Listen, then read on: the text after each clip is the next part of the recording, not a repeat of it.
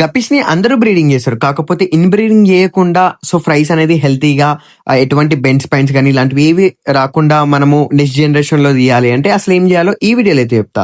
So మనమైతే exactly ఒక 1 month back అయితే నేను రెడ్ ఇయర్ కోయి అయితే బ్రూడ్ అయితే సెట్ చేసుకున్నా. అండ్ ఇందులో అయితే 3 ఫీమేల్స్ అయితే ఉన్నాయి. ఈ 3 ఫీమేల్స్ ని మనకి బర్త్ అయితే ఇచ్చినాయి అండ్ బర్త్ ఇచ్చినాయి అని చెప్పి నేనైతే ఇట్లా అయితే రాసుకున్నా.